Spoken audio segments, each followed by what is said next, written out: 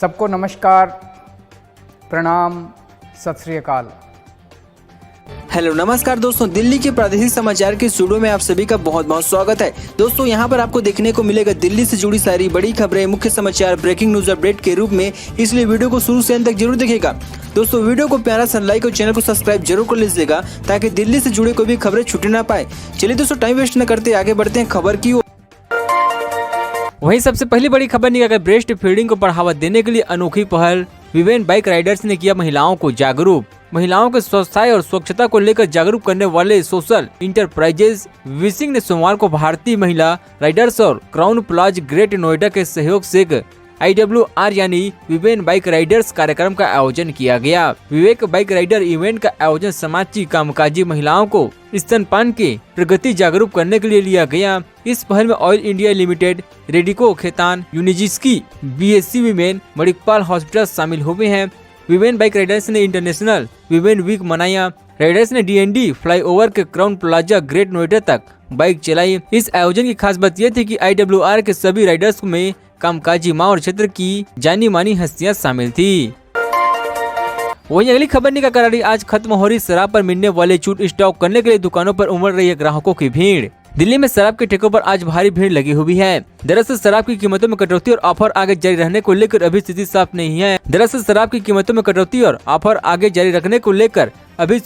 नहीं है। महीना खत्म होने से पहले रविवार को छुट्टी वाले दिन भी कई इलाकों में शराब के ठेकों पर खास छूट दी गई थी।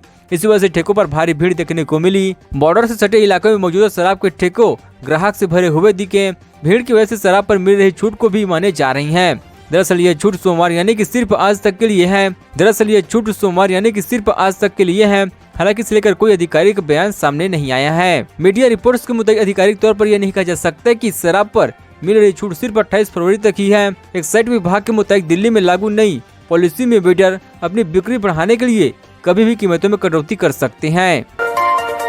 दंगा मामले में दिल्ली SC ने सोनिया, राहुल, प्रियंका गांधी और अनुराग ठाकुर को भेजे नोटिस, पूछताछ क्यों दर्ज न हो केस। दिल्ली दंगा मामले में हाईकोर्ट ने बड़ा एक्शन लिया है। दिल्ली हाईकोर्ट ने कई बड़ी राजनीतिक हस्तियों को नोटिस जारी किया। नोटिस भेजकर कोर्ट ने उनसे दंगा मामले में पक्षकार के रूप में केस चलाने को लेकर सवाल पूछ दिया है। दिल्ली हाईकोर्ट ने दंगा मामले कांग्रेस की अंतरिम अध्यक्ष सोनिया गांधी, सांसद राहुल गांधी और प्रियंका गांधी को नोटिस भेजा गया है। साथ ही बीजेपी कई बड़े नेताओं को भी नोटिस जारी किया गया। इनमें केंद्रीय मंत्री अनुराग ठाकुर, बीजेपी सांसद परवेज वर्मा और कपिल मिश्रा के नाम शामिल है। मीडिया रिपोर्ट के मुताबिक दिल्ली हाईकोर्ट ने जारी की गई नोटिस पर जवाब दाखिल करने के लिए 4 मार्च तक का समय दिया गया। कोर्ट ने ये नोटिस एक दायर याचिका पर सुनवाई के बाद दिया है। दरअसल दिल्ली हाईकोर्ट में दंगा मामले में एक याचिका दाखिल की गई थी। याचिकाकर्ताओं ने दंगा भड़काने के कई मामले में राजनेताओं समेत अन्य लोगों के खिलाफ FIR दर्ज करने की मांग की थी। पिछली सुनवाई में दिल्ली हाईकोर्ट ने पूछताछ किया था कि क्या वे वही लोग हैं जिनके खिलाफ आरोप लगाए गए हैं। कोर्ट से पूछा गया कि ये लोग ही मामले में पक्षपात हैं। वहीं अगली खबर निकाल हाईकोर्ट में 4 नए जजों ने ली शपथ, न्यायाधीशों की संख्या बढ़कर हुई 34। दिल्ली हाईकोर्ट में सोमवार को एक महिला समेत 4 न्यायाधीशों ने पद की शपथ ली है। इसके साथ ही दिल्ली हाईकोर्ट में जजों की कुल संख्या 34 हो गई है। हाईकोर्ट के मुख्य न्यायाधीश DN पटेल ने बीना बंसल कृष्णा, दिनेश कुमार शर्मा, अनूप कुमार मेहता और सुधीर कुमार जैन को दिल्ली हाईकोर्ट के न्यायाधीश के तौर पर पद की शपथ दिलाई गई है। इसके साथ ही दिल्ली हाईकोर्ट में जजों की संख्या 34 हो गई। दिल्ली हाईकोर्ट में न्यायाधीशों की अधिकतम स्वीकृति संख्या 60 है। कानून एवं न्याय मंत्रालय के बीते शुक्रवार को दिल्ली हाईकोर्ट में 4 नए न्यायाधीशों की नियुक्ति की अधिसूचना जारी की गई थी। जस्टिस अनूप कुमार मेहता भारत के न्याय सचिव के रूप में कार्यरत हैं। इससे पहले उत्तर पूर्वी दिल्ली जिला कोर्ट के न्यायाधीश थे। इससे पहले वो दिल्ली सरकार के न्याय विभाग में प्रमुख सचिव के तौर पर भी काम कर चुके हैं।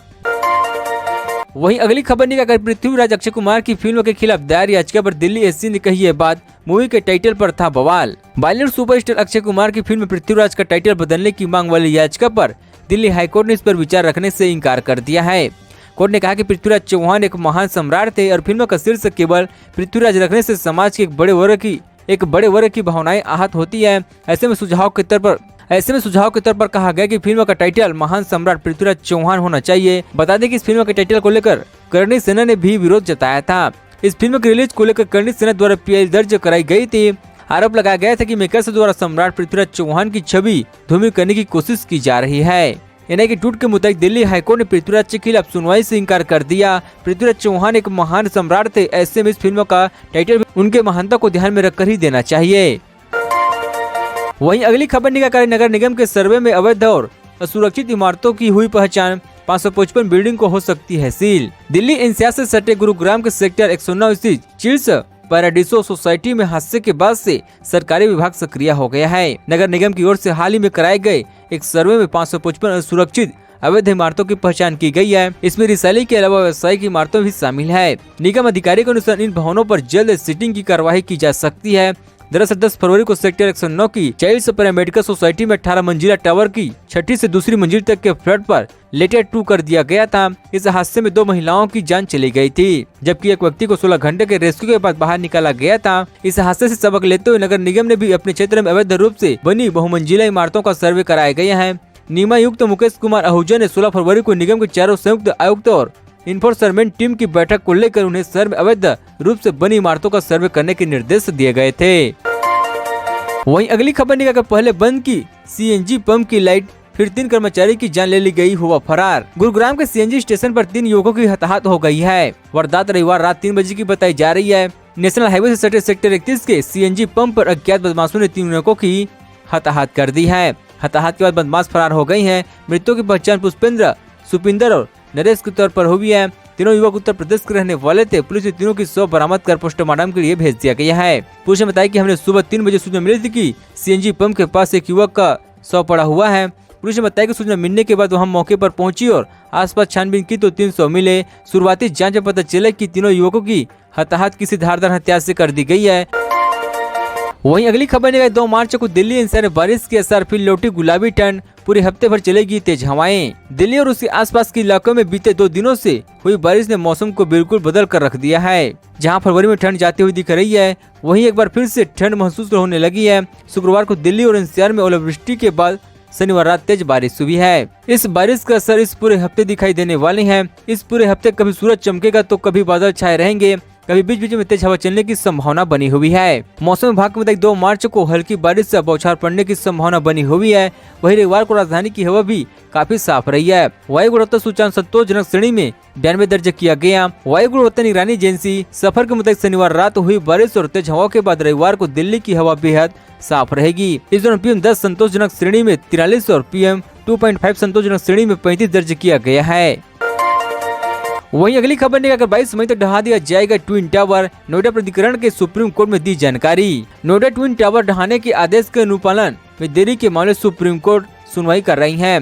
सुप्रीम कोर्ट ने पहले सुपरटेक को 2 सप्ताह के अंदर ट्विन टावर ढहाने शुरू करने का निर्देश दिया गया था। सुप्रीम कोर्ट को नोएडा अथॉरिटी ने जानकारी दी कि ट्विन टावर को गिराने के कोर्ट के आदेश का अनुपालन शुरू हो गया है। सुप्रीम कोर्ट ने स्टेट रिपोर्ट को रिकॉर्ड पर रख लिया है।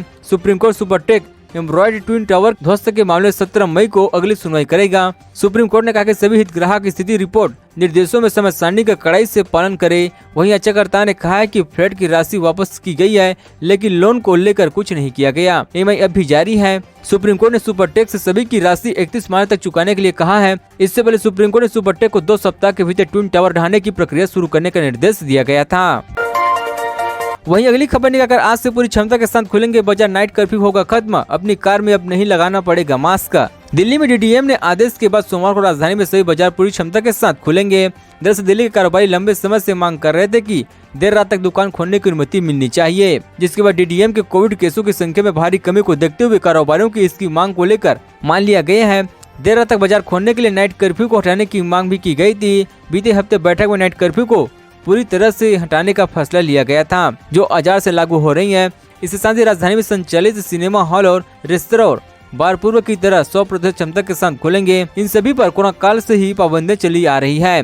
वहीं मास्क न पहनने पर जुर्माने की राशि भी घटा दी गई है। कोरोना प्रोटोकॉल को तोड़ने पर राशि 2000 की थी, अब 500 रुपए हो जाएगी। इसके साथ ही निजी कार के अंदर सभी लोगों को मास्क लगाने से छूट दे दी गई है।